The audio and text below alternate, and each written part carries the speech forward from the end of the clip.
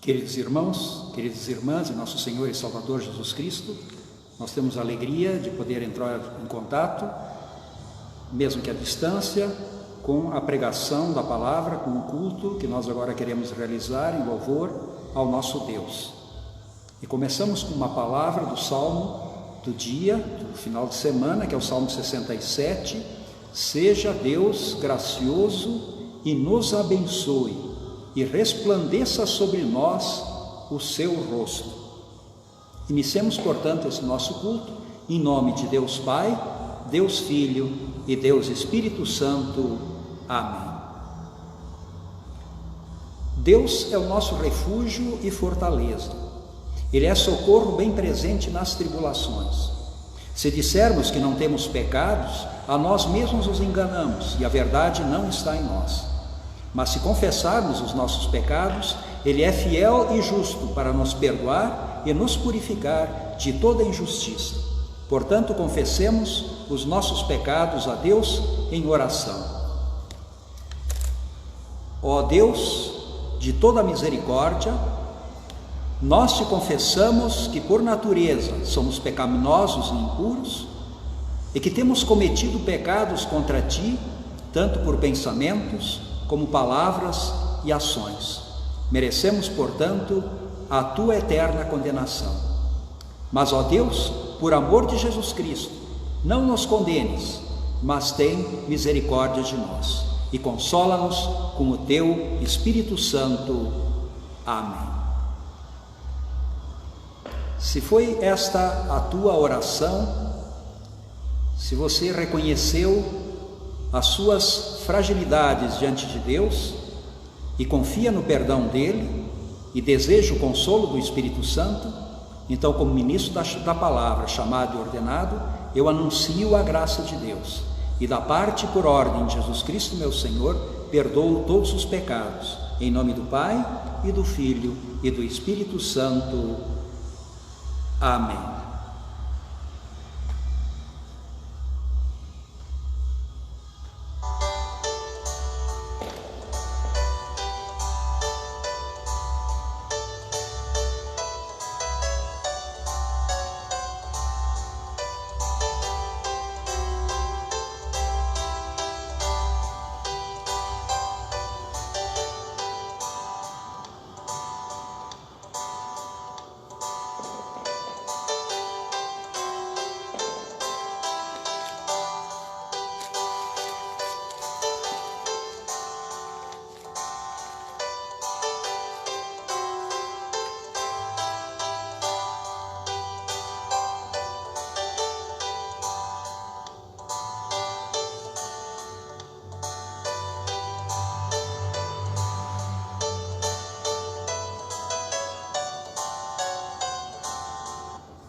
Vamos ouvir a leitura do salmo escolhido para esse final de semana, que é o Salmo 67. Seja Deus gracioso para conosco e nos abençoe e faça resplandecer o seu rosto sobre nós, para que se conheça na terra o teu caminho e em todas as nações a tua salvação. Louvem-te os povos, ó Deus, louvem-te os povos todos. Alegrem-se e exultem as gentes, pois julgas os povos com equidade e guias na terra as nações. Louvem-te os povos, ó Deus, louvem-te os povos todos. A terra deu seu fruto e Deus, o nosso Deus, nos abençoa. Abençoe-nos, Deus, e todos os confins da terra o temerão. Glória ao Pai e ao Filho e ao Santo Espírito, como era no princípio, agora é, e por todo sempre há de ser. Amém. Senhor, tem piedade de nós. Cristo, tem piedade de nós. Senhor, tem piedade de nós.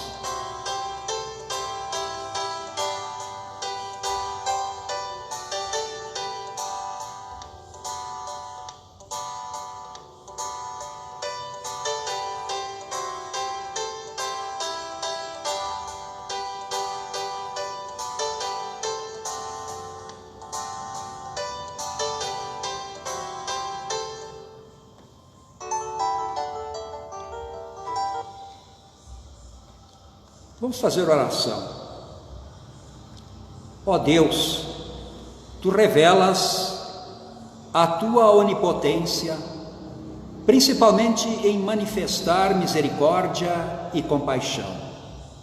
Concede-nos, ó misericordioso, tal medida da Tua graça, que andando pelo caminho de Teus mandamentos, alcancemos as Tuas benignas promessas, e assim possamos também usufruir da riqueza das coisas celestiais.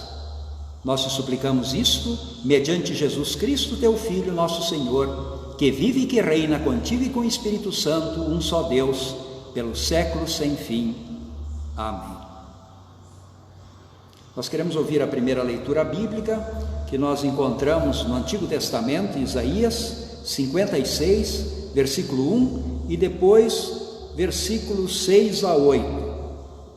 Isaías 56, o primeiro versículo: Assim diz o Senhor, mantende o juízo e fazei justiça, porque a minha salvação está prestes a vir, e a minha justiça prestes a manifestar-se. E daí dos versículos 6 a 8, aos estrangeiros que se chegam ao Senhor para o servirem e para amarem o nome do Senhor, sendo deste modo servos seus, sim, todos os que guardam o sábado, não o profanando, e abraçam a minha aliança. Também os levarei ao meu santo monte e os alegrarei na minha casa de oração. Os seus holocaustos e os seus sacrifícios serão aceitos no meu altar, porque a minha casa será chamada casa de oração para todos os povos. Assim diz o Senhor Deus, que congrega os dispersos de Israel, ainda congregarei outros aos que já se acham reunidos. Portanto, Deus, Ele nunca foi um Deus exclusivo de um povo, apesar de Ele ter escolhido Israel para de Israel, desse povo, trazer o seu Filho Jesus, o Salvador. Mas Deus, Ele quer todos os povos reunidos sob a sua graça, sob a sua misericórdia. E aqui nós poderíamos falar que os estrangeiros são todos aqueles que ainda não creem. Se você não crê, é um estrangeiro, mas um estrangeiro que não é desprezado por Deus, pelo contrário, Deus o quer também reunido ao seu povo. Portanto, o povo de Deus é o conjunto de todos aqueles que o amam, de todos aqueles que creem em nosso Senhor Jesus Cristo, de todos aqueles que amam a justiça, o direito e a misericórdia, assim como foi o amor de Deus por nós em nosso Senhor e Salvador Jesus Cristo. Nós queremos ouvir também a epístola que é escolhida para esse domingo agora que vem, é a epístola de Romanos, capítulo 9, versículo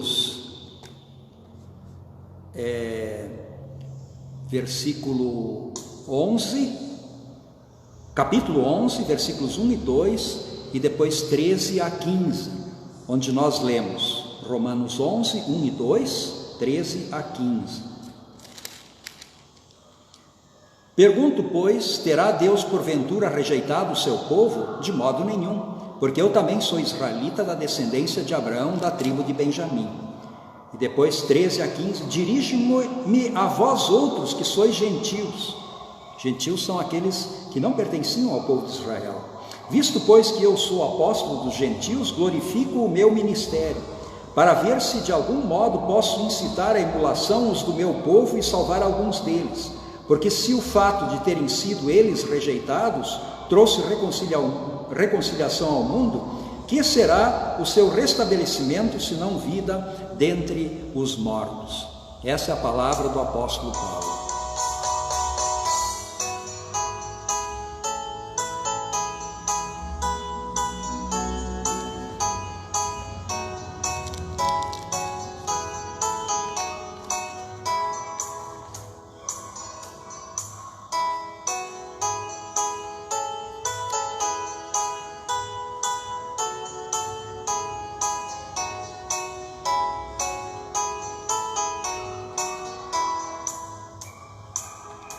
Nós queremos ouvir também a leitura do nosso Evangelho. O Evangelho nós encontramos em Mateus capítulo 15, versículos 21 a 28. Evangelho de Mateus, capítulo 15, 21 a 28, aonde lemos, é sobre a mulher cananeia. Partindo Jesus dali, retirou-se para os lados de Tiro e Sidom, e eis que uma mulher cananeia que viera daquelas regiões clamava: Senhor, filho de Davi, tem compaixão de mim, minha filha está horrivelmente endemoniada. Ele, porém, não lhe respondeu palavra, e os seus discípulos, aproximando-se, rogaram-lhe: despede-a, pois vem clamando atrás de nós. Mas Jesus respondeu: não fui enviado senão as ovelhas perdidas da casa de Israel. Ela, porém, veio e o adorou, dizendo: Senhor, socorre-me.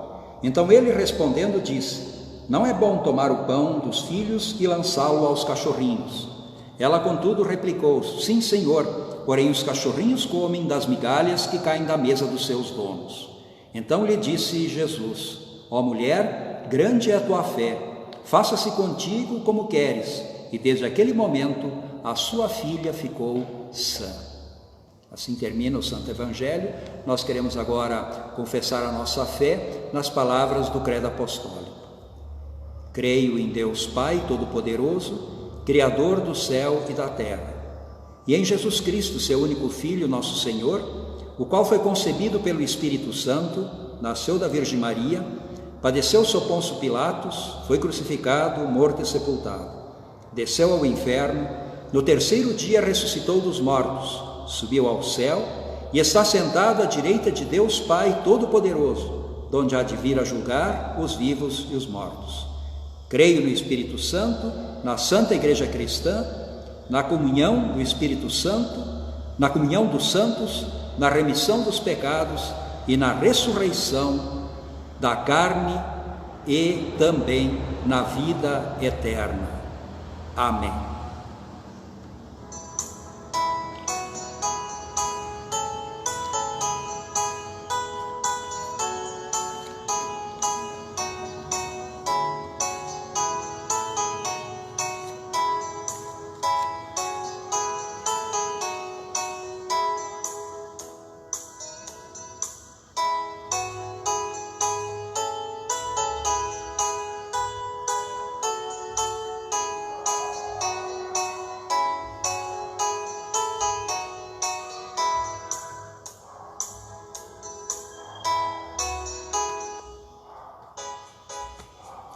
Bem, meus irmãos, nós queremos refletir nas palavras que nós há pouquinho ouvimos do Santo Evangelho, sobre a mulher cananeia. Jesus disse: grande era a fé desta mulher. E por que era grande esta fé? Bem, tem algumas razões. A tua fé é grande, pequena, muito pequena ou mais ou menos? Bem, talvez nem você saiba direito, talvez em alguns momentos você até possa dizer: eu fiz esse pedido a Deus com muita fé, ou eu orei com muita fé. Diante das dificuldades, eu levei meu problema a Deus com muita fé, e Deus me atendeu. Parece assim que nos momentos de maior crise, nós apelamos para o interior de nossa alma e forçamos lá dentro uma fé que imaginamos grande. Mas será que sempre estamos corretos quando imaginamos que fizemos algo, oramos, ou fomos à igreja ou à Santa Ceia com grande fé no nosso coração? Existem algumas características na relação desta mulher com Jesus que mostram que de fato Jesus tinha muita razão quando ele disse à mulher: grande é a tua fé. Em primeiro lugar, a mulher cananeia é uma mulher como a maioria das mulheres, especialmente aqui no nosso país. Era uma mulher discriminada. Nós sofremos ainda hoje uma certa discriminação em relação à mulher, porque podemos comprovar de que os salários das mulheres, na média, são mais baixos do que os homens. Podemos comprovar também que a maioria das empresas, elas preferem contratar homens do que mulheres. Nós podemos também comprovar, e muitas mulheres falam, aquelas que foram bem-sucedidas profissionalmente, tiveram que passar por momentos bastante difíceis. Muitas das vezes sofreram para conseguir superar bullying e outras dificuldades. Mas essa mulher cananeia, ela era mais do que outras. Ela era discriminada porque não era da casa de Israel, ela era cananeia. E os judeus consideravam os cananeus como não filhos de Deus, como gentios. Os judeus, inclusive, tinham alguns costumes que exacerbavam essa discriminação. Eles nem entravam na casa de um gentio porque, caso entrassem, poderiam se contaminar. Seria o mesmo que hoje entrar numa casa de pessoas contaminadas com vírus. Se ficarmos lá um bom tempo, provavelmente sairíamos também contaminados. Esse vírus virtual, digamos assim, imaginário, que existia nos gentios, provocado pela discriminação dos judeus, é porque eles não eram judeus, eles não eram circuncidados, eles não eram fiéis a Deus. Deus parecia assim uma propriedade exclusiva deles e tinham esta preferência. E Jesus, ele mais ou menos faz esse jogo no começo do seu discurso com esta mulher, quando ele diz: ó mulher, eu não posso te atender, porque eu fui enviado em primeiro lugar para os filhos de Israel, e é primeiro com eles que eu preciso tratar, depois é que nós chegaremos aos outros povos. Mais ou menos foi isso. A pregação de Jesus, apesar de ela ter atingido muita outra gente, Jesus mais ou menos se limitou à região do povo de Israel. Ele nasceu lá, mas sempre sabia exatamente que viriam povos de todo o mundo, e o que retrata isso muito bem, nós sempre ouvimos essa história no Natal, foi a vinda dos magos do Oriente, distantes. Ninguém imaginava que eles poderiam ser fiéis a Deus, sem ter nenhuma linhagem com Israel, serem, enfim, gentios. O ministério de Jesus foi para todo o mundo. Deus já havia prometido para Abraão que o seu descendente seria uma bênção para o mundo todo, quando ele disse a Abraão que ele seria uma bênção para o mundo todo. Em ti serão benditas todas as nações da terra, disse Deus.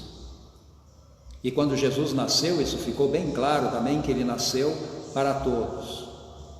Mas durante o seu ministério, Jesus conhecia essa segregação provocada pelos filhos de Israel em relação aos outros povos, e aqui em especial aos cananeus. E Jesus então, quando ela pede socorro e insiste, Jesus diz que ele veio primeiro ao povo de Israel, ela insiste, os discípulos já ficam um tanto quanto constrangidos, pedem inclusive a Jesus que a mande embora, porque já está demorando, já está ficando chato, já está incomodando, despede-a, pois vem clamando já há um tempo atrás de nós, e já não estamos talvez nem aguentando. Mas Jesus continua o diálogo. Eu acho que esse é um item muito importante. Jesus conversa, Jesus fala com todos.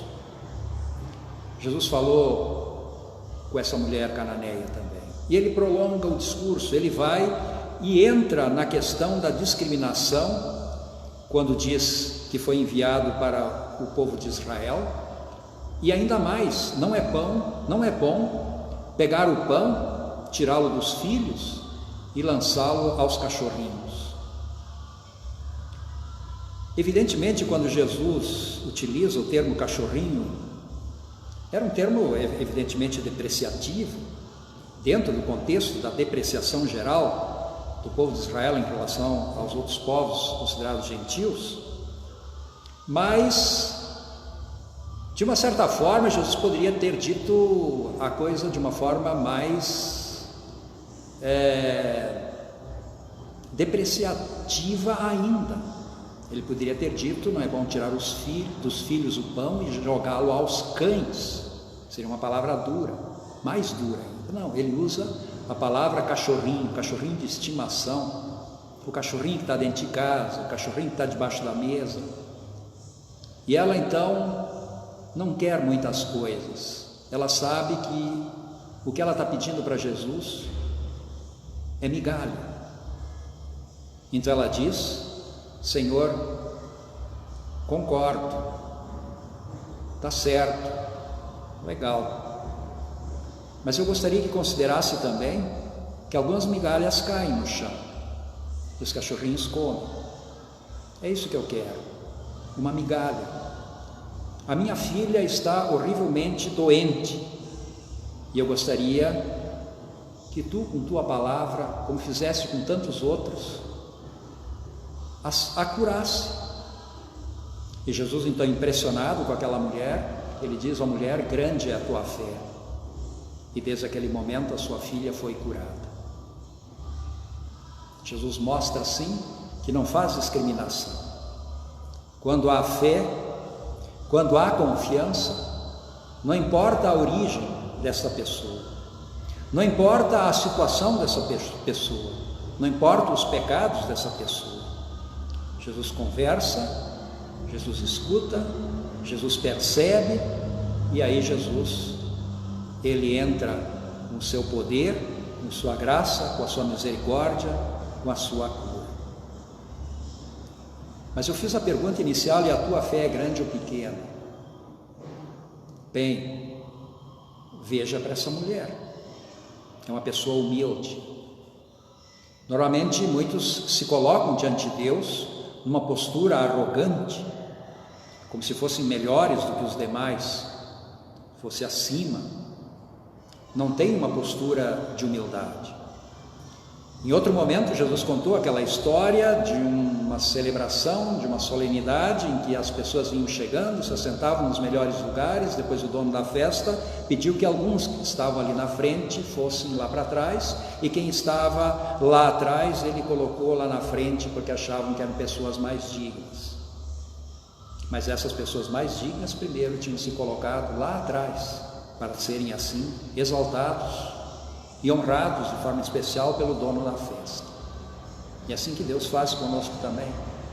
Nós procuramos os últimos lugares. Os pequenos serão grandes e os humildes serão exaltados, mas os orgulhosos serão humilhados e os grandes serão pequenos ou não serão absolutamente nada. Essa primeira característica da grande fé é a grande humildade, é se colocar pequeno diante de Deus e dependente da sua misericórdia, da sua graça e do seu amor. E depois, as migalhas. Nós não podemos hoje nos concentrar apenas nas migalhas. Evidentemente que Deus quer dar para nós muito mais do que migalhas, e Deus deu certamente para aquela mulher, já tinha dado a ela muito mais do que migalhas. Ela já tinha muito mais do que migalhas. Ela tinha coisas grandes, ela já tinha a fé, a grande fé salvadora. Ela tinha perdão, vida e salvação. Mas naquele momento ela estava suplicando coisas pequenas, e Jesus a atendeu porque grande era a sua fé. Grandes coisas Deus fez também na nossa vida. Deus nos deu a fé, Deus nos deu o Espírito Santo, Deus nos deu o perdão e a salvação em Cristo Jesus. Portanto, nós não queremos com isso perder a humildade, mas queremos sempre reconhecer que somos pequenos e dependentes da misericórdia e da graça de Deus.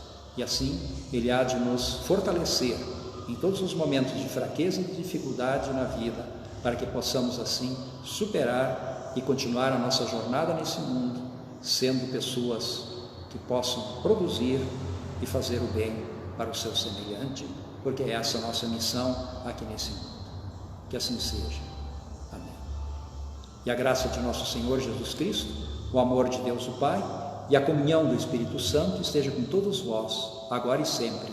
Amém.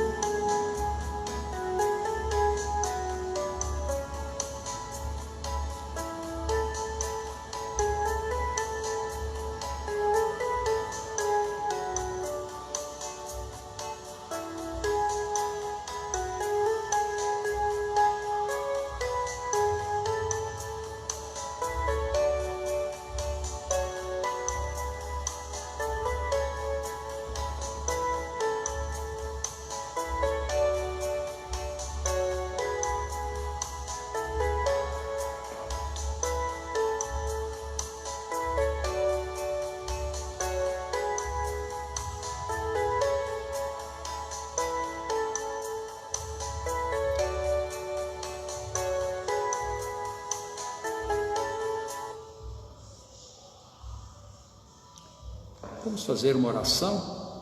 Bondoso Deus, nós te agradecemos por tua misericórdia e graça, te agradecemos em especial pela fé que tu nos deste, pela oportunidade de ouvir a tua palavra. Nós te agradecemos pela vida, pela saúde e te pedimos, ó Deus, que tu nos preserves nesta fé, sempre com a presença do teu Espírito Santo, que sempre busquemos fortalecê-la através da meditação em tua palavra, através do ouvir da tua palavra, que aproveitemos bem esses momentos também de culto online, para que em algum momento nós nos desliguemos do mundo e possamos aqui nos concentrar na tua palavra, na tua vontade, nos concentrar em ti e no teu amor. Bondoso Deus, nós te pedimos que tu estejas na vida de todos nós, protegendo e guardando particularmente nos momentos de aflição, nos momentos de perigo. Quero te agradecer pelos aniversariantes aqui da comunidade desta semana, que aniversariaram hoje. Eu lembro aqui o nome, tem mais outros que nesse momento eu não lembro do nome, mas eu agradeço e peço que Deus abençoe também. Mas aí eu lembro do Rony, que hoje ficou a tarde toda aqui trabalhando na igreja, arrumando aqui, junto com o Vando, seu filho, e outros mais que aqui trabalharam, arrumando a cozinha, ficou espetacular. Bondoso Deus, abençoe essas pessoas com tua graça, com teu amor. Quero te pedir também em favor da minha prima lá do Rio Grande do Sul, que fez uma cirurgia essa semana, a Elda, que tu estejas presente com ela, que ela possa se recuperar. Quero que tu abençoes também a minha esposa, a Luzinete, que ficou sozinha, não veio junto comigo aqui para Uberlândia, ainda está lá no Rio Grande do Sul, por algum tempo ainda. Peço que tu abençoes também o pai dela, o Vanderlei, que não está 100% de saúde. Nós também queremos orar aqui em favor da mãe da nossa irmã daqui, a Cida, e sogra do seu Jorci, nossos irmãos aqui que viajaram, inclusive, para o Paraná, a fim de visitar a sogra e a mãe, que sofreu um AVC. Bondoso Deus esteja presente com ela para que possa se recuperar, está hospitalizada, e assim retornar para o convívio de sua família. Enfim, ó Deus, nós colocamos todas essas pessoas nas suas mãos, na certeza de que tu és um Deus de amor e que tu tens compaixão dos teus filhos. Te suplicamos isso e agradecemos em nome de Jesus, o nosso Senhor e Salvador. Amém. Pai nosso que estás nos céus, santificado seja o teu nome. Venha o teu reino. Seja feita a tua vontade, assim na terra como no céu. O pão nosso de cada dia nos dá hoje, e perdoa-nos as nossas dívidas, assim como nós também perdoamos aos nossos devedores. E não nos deixes cair em tentação, mas livra-nos do mal, pois teu é o reino, o poder e a glória para sempre. Amém. Recebei a bênção do Senhor.